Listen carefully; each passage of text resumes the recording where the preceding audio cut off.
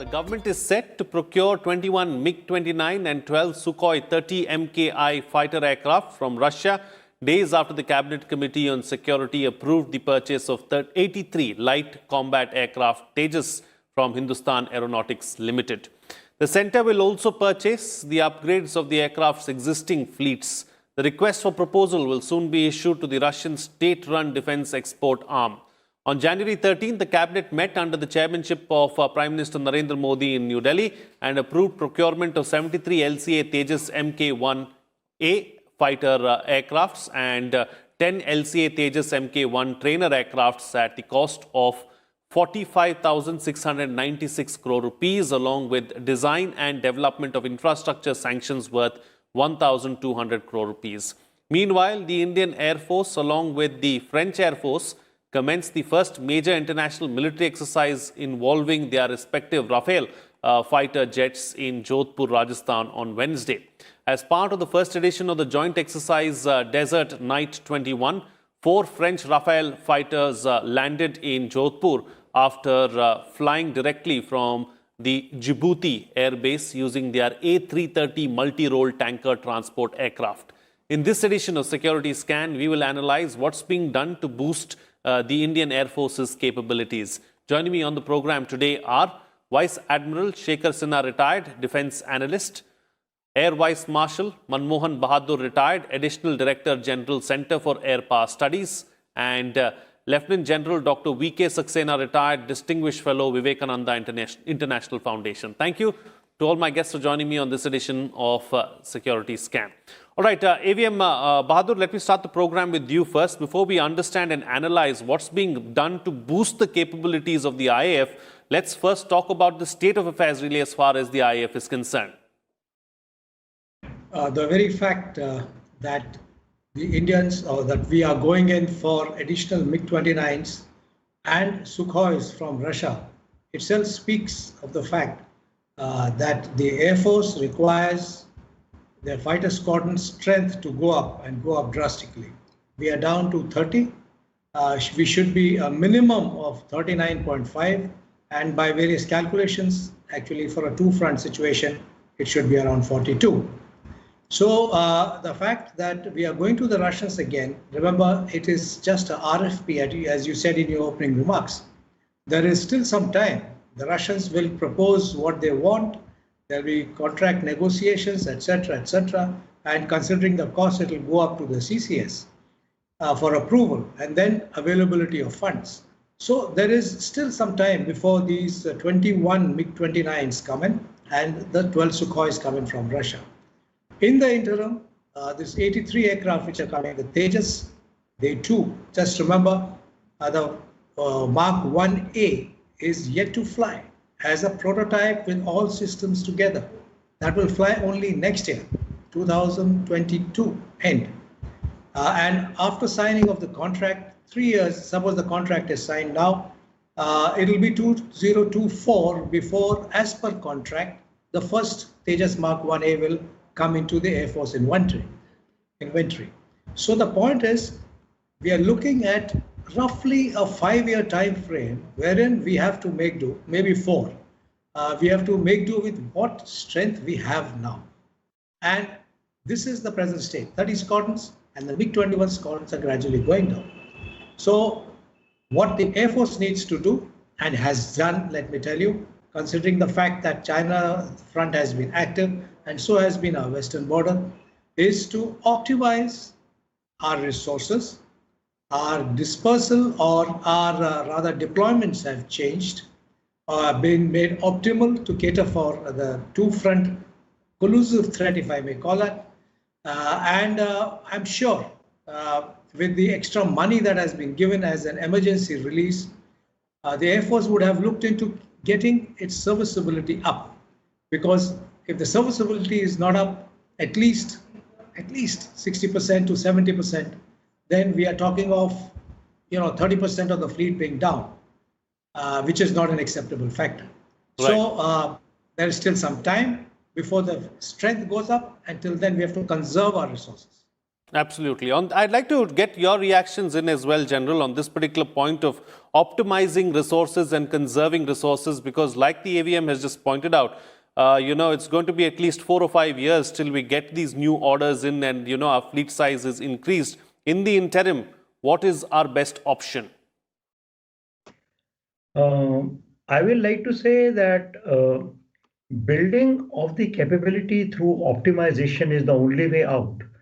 And building Indian Air Force's capability is not only restricted to aircrafts. Everybody is talking about very familiar numbers, authorized strength, 42 squadrons, we are having 31, 30 squadrons, and the gaps are there and Tejas is coming. Important thing is we have to realize that there are four verticals in which the capability of the Air Force is being built up and needs to be built up. So without giving any classified information, I will only try to bring out the criticalities of the whole thing. For example, you talked about optimization. Let's look at the current fleet. What is the critical in the current fleet of 30-31 squadrons is the MiG-21. Firstly, the MiG-21 is there in de-induction way back from 2014. One was hearing 2014 to 17, went to 19 to 20, 21 to 22. Now around that phase, 6 squadrons, something numbers which I will not give out, is already on the verge of either de-induction or about to happen in a time frame from now. MiG-27, the squadrons are also due at around 2024, 25, around that time. Jaguar, another 4 years from there on. See, what is the criticality? Criticality is not only we're talking about these 30-31 squadrons, we're talking about the depleting numbers, even in these squadrons because of the phased in de-induction taking place. Now, faced with this, you just now mentioned in your remark, you talked about one squadron of Su-30, MKI, you talked about 29, MiG-29, MiG-29s coming, 36 Rafale and so on. The criticality is not here. That will come. The criticality is Tejas. You know what is the total requirement of Tejas aircraft? Is 324 aircraft, sir. In one, the phase one, which is the Mark 1 version, was to only 40 aircrafts. Mark 1A is 83 aircraft and Mark 2 thereafter, which is the advanced version, which has SR radar, which has air-to-air refueling, which has better EW package, is 201 aircraft. Now, just to bring to you that Tejas was to be inducted way back in 1994. And when was the first operational clearance given? December 2013. Full operational clearance 2019. Now, cut to the current figure. Current figure is that we have now talked of 83, 10 plus 73, as you just mentioned. Their original time frame was 25, 26. Now, they have given a time frame of January 24 to December 28, already 2 years hence. My take on this is that HAL needs to put its act together firstly. Whatever delay has taken place, it's okay. But now we are looking at 1A, we're looking at Mark 2, more importantly than 1A. As the AVM just brought out, even 1A, everybody talking 1A. Sir, it is December 2022 or 2022 early, that is the time. And 2024 is from. Now that is only one part, aircraft. Aircraft is only one issue. Right. The other major thing of the capability building lies in better management and control system. You know that the responsibility of doing air defense for the entire national airspace belongs to Air Force. For that, Air Force has put together a nationwide integrated air command and control system. That capability needs to be built up in terms of putting the sensors on board, putting the seamless integration between services, handshake between services on board, and also getting the eye in the sky. If you remember, we discussed this on security scan. We have what? We have 3 Falcons, that is AVAX, and 2 our Netras. Our requirement is much more. I won't give the number. Right. But the difference of the six platforms of the AEWC, which is now coming through the Air India platform, they need to put its act together. We had Certainly. the director care the other day. And what about the third vertical, which is most important vertical, is the Air Force's ground-based air defense weapons. You are aware that the earliest Pichora missiles of 87 vintage are being digitized. In addition, there are certain other voids which I cannot give out in the open domain in terms of VSHORADs, very short range air defense system, quick reaction SAMs, and also the NASAM capability that needs to be put together. So if we are Right. looking at the optimization, we have to look at three verticals. We have to look at aircrafts, we have to look at battle management and control system, we have to look at ground-based air defense capability. I am proud to say, I'm very happy to say that things are moving forward greatly under Atmanirbhar Bharat, and we are heading towards making up our things. Atmanirbhar Sure. Bharat is looking up. That is what is my take today. Okay, all right. So, Vice Admiral Shekhar Sinha, let me bring you into the picture now. As far as, since we are here, how important is indigenization and how important is it for us to, ensure that we go ahead along that path, because there's only, up to a limit that we can rely on others. It's always best to have our own capabilities. Well, thank you, Frank, to get me here on the program. It is important. No country has become a regional or a global power by importing 60% of its hardware from outside. And therefore, this slogan, which was going on for a long time, but actually not much was happening. The present Prime Minister, from the time he has come, and he has, floated these acronyms, there has been a rapid movement in this direction. Now, when our colleagues have just mentioned number of aircraft, etc., don't forget that when you manufacture these, the ecosystem has to develop. For the Tejas, nearly 500 all companies are involved, the medium and small manufacturing enterprises. So it also gets you jobs. It gives you sort of, your economic progress. Imagine 45,600 crores being infused into the HLs, only the Tejas program. So I think that if India has to become a regional power or power of some reckoning, then indigenization is the only way. There is no other way to become, and therefore this Atmanirbhar Bharat is an extremely good slogan. And I think that the most of the revenue and jobs will be created in the defense sector, Frank. Because you see the defense corridor which has been made, you see the special economic zones which have been created, and therefore I suppose that there will be a fair amount of investment from outside, and which is going to boost up our economy. Let's not forget that ultimate aim of this country is to reach a $5 trillion economy in a very limited time frame. So we are moving in that direction. Unfortunately, COVID has slowed us down.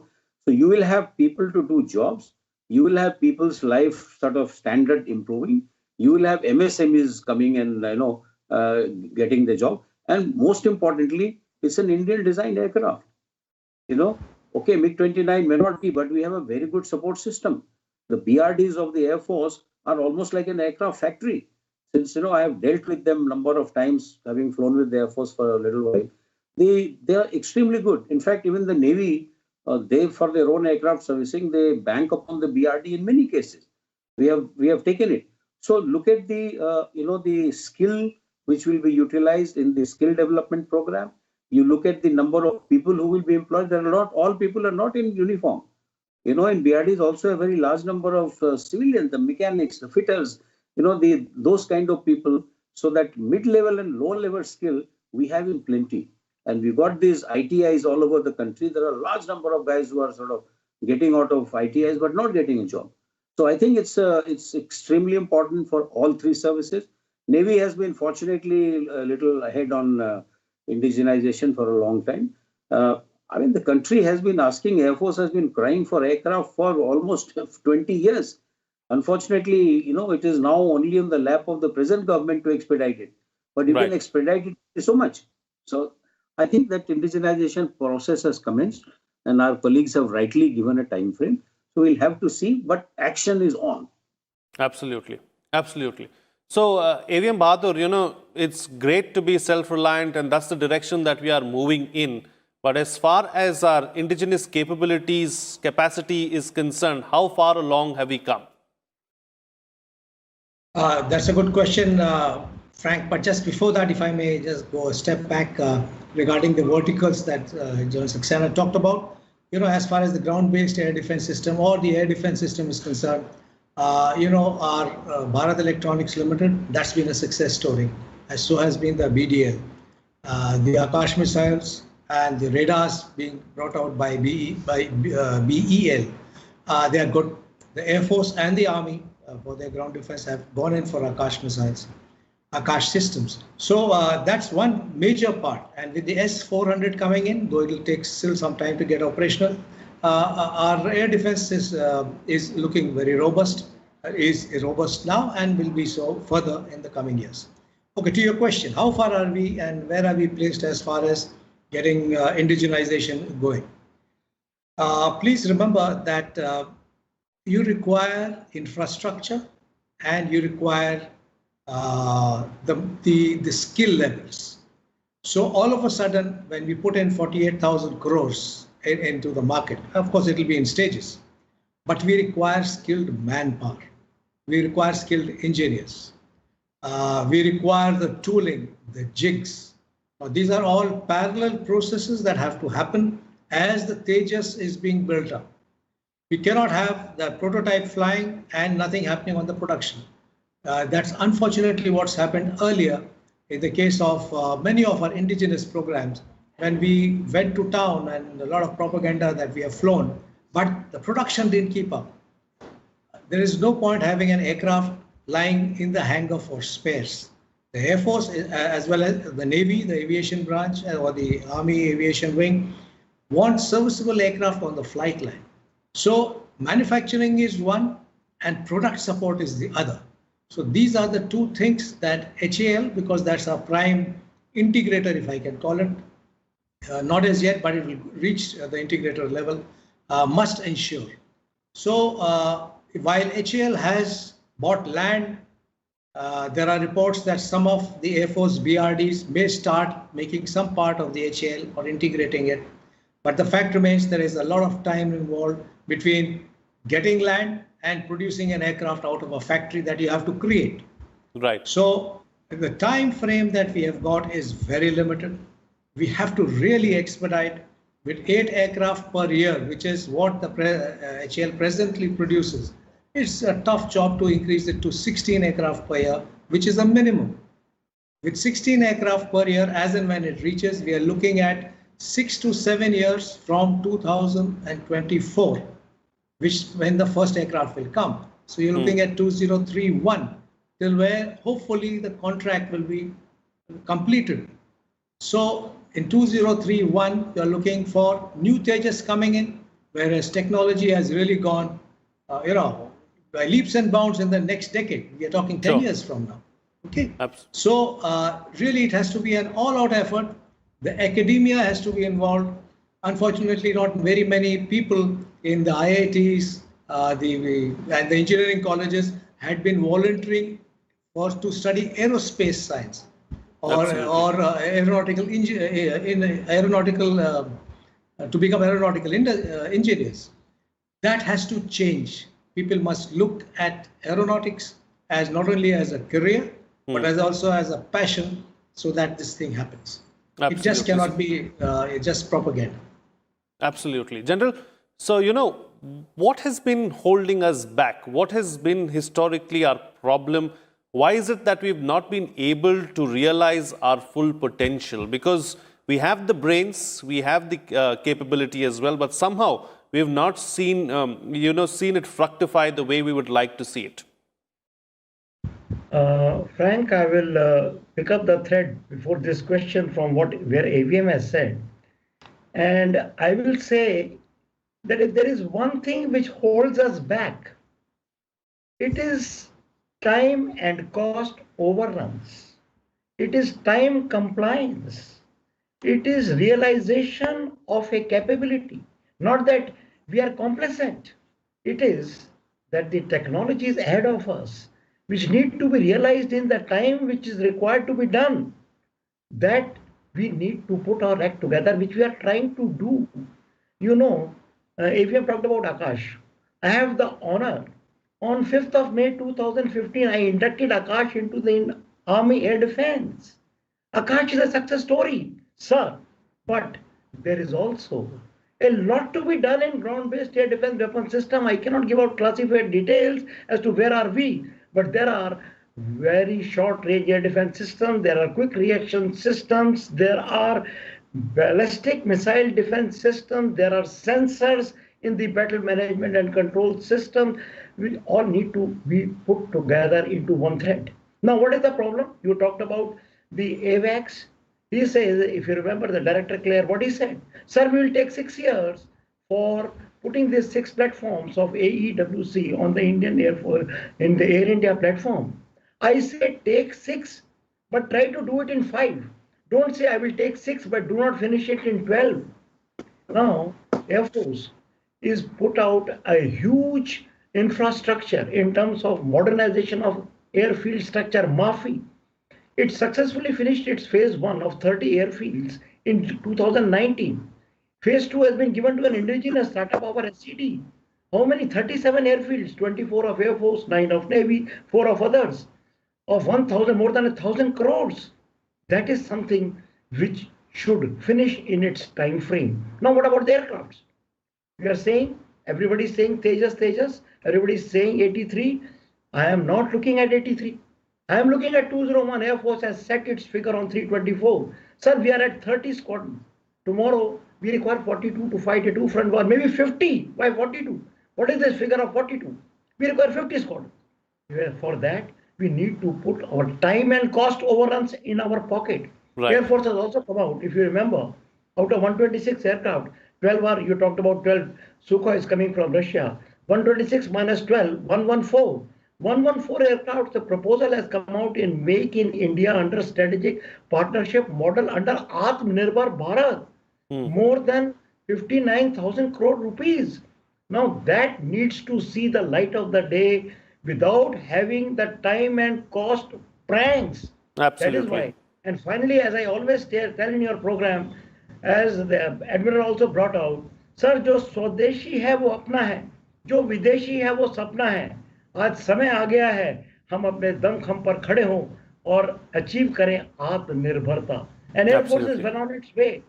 The agencies, the actors, the stakeholders, the decision makers have to put their act together. That is my message. Certainly. So, Admiral, in the immediate near future, what needs to be done? What should our focus areas be? What should we concentrate on? Well, we should concentrate immediately on creating the infrastructure for all this manufacturing which is going to take place and make people accountable. People who are supposed to be doing particular work and produce something in timeline and they have accepted it, they must be brought to books if they are not doing it in proper time. The project management is another area, Frank, which is not up to the mark, particularly with the PSU. I'm sorry to say this. You must involve the user, must get the user as part of the project management. Only then I sense that something will happen. I'll just give you an example of Tejas that we are all talking about and discussing. AVM Bahadur is also here. Just because Air Force was not involved, they were not taking on board for the project management, that there has been so many delays, there has been so much of slippage. Because a user, if you have an Air Marshal or ABM heading the Tejas project at HAL, you will find things will move in a different manner. Right now, there is a bit of our problem of the work culture, and that work culture can be improved if you have a service officer of that particular service for whom the build-up is taking place. So I think that first thing is to infrastructure, make people accountable, and put the service officer for whom that platform is being created. So project management has to improve. It is not good. Right. All right. Time to get quick closing comments now from all my panelists with the best way forward, starting first with you, AVM Bahadur. I think we need to learn a little bit from our adversary. Deng Xiaoping had said, hide your capability, bide your time. I think it is time that while social media is all right, PsyOps is fine, but we must value the value of what we are producing. I think going overboard at times works at cross purposes. we must take credit for the real things that we produce. When the aircraft enters the Air Force inventory, that is production of HAL, not an aircraft produced out of an HAL factory, for example. I just quoted an HAL example. There are many such examples from other units too. So Right. I think we need to be true to ourselves and work, and when we reach a particular stage, by all means, take credit. Absolutely. General? Sir, I would like to end on a very promising and encouraging note to say that our intellect and our product, which relate to our capability, are world class. Our AVAX is better than most of the AVAX in the world. Our BVRAM, our Astra is better than or at shoulders with the best of the BVRAMs. Our Mark II of Tejas, which is far beyond into the horizon, pips many of the aircrafts. I'm not only talking of JS-70, much beyond that. Mm. As also our weapon systems today will pip. I'm talking of Akash, I'm talking of QRSAM, I'm talking of digitized Pichoras. I'm talking Right. about battle management and control system is our own, very much our own. What is required more? We require to stay the course. We require to achieve timelines. We require to cut out cost, and we require to turn out quality. My take is we can, we will, if we have the intention. And today, luckily, we have the intention, we Sure. have the right political push, we have an enabling atmosphere. So let's go ahead and do it. That is what is my message. Absolutely. All right. And Admiral, close the show for us with your concluding remarks. Well, I think it's a right move in the right direction. We are not there quite, because if a whole of country approach or whole of organization approach